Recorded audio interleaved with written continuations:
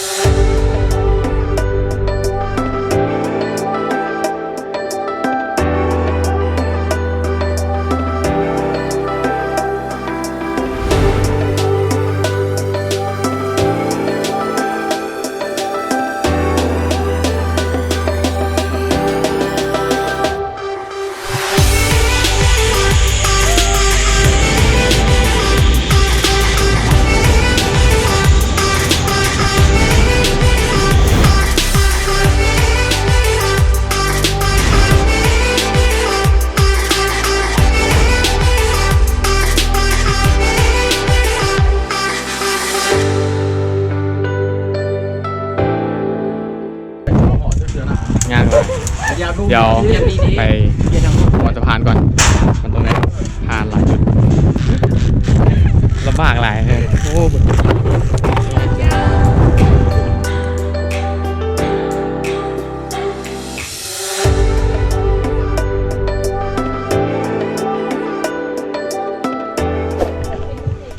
หลังจากแล้วกิจกรรมเราก็ได้ยางเขาปลาเนาะพอทางออกมีทางเดียวจะมีหลายทางเลยแต่ลูกค้าหรือวันนักท่องเที่ยวก็ออกทางป่าเนาะ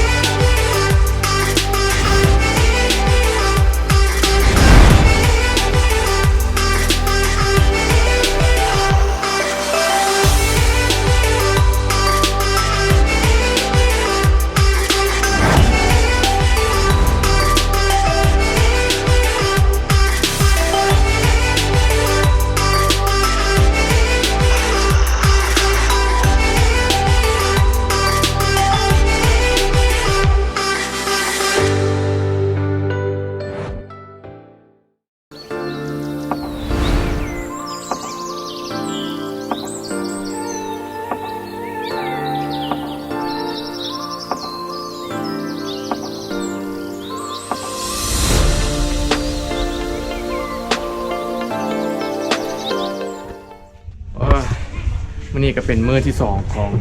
ข่อยแล้วเนาะตอนนี้ข่อยอยู่ที่ถ้ำแอนนางแอนนี่แหละประมาณนั้นมื้อเช้านี้ก็ไปวัดศรีโคตะวองก็ลืมถ่ายแล้วก็ลืมเล่าเรื่องประวัติศาสตร์ของในวัดเนาะแต่มันก็สิยาวไปแล้วนึงก็เลยเพิ่นถ่ายรูปไปเลยโพดตอนนี้กำลังที่งานอ้อมรอบวัดในถ้ำว่ามีแนวไหนแน่จะคือในกล่องรอบสินะแต่ตอนนี้ก็จะไปขี่เรือพวกแม่นบ่เดี๋ยวไปแล้วนะไปเจอกันสันเบิ้งอินเสิร์ตเด้อเอาเบียดมาเนี่ยผู้นำพาเรือ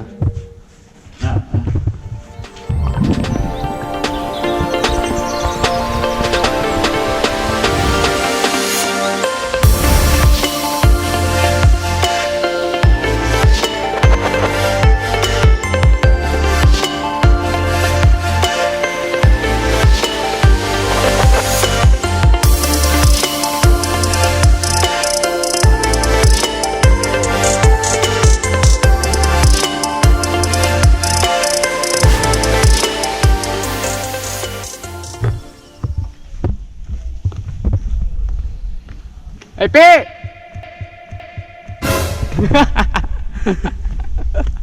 ชุบบ่ ไปเอาเดินทางต่อ สะดุ้งเลย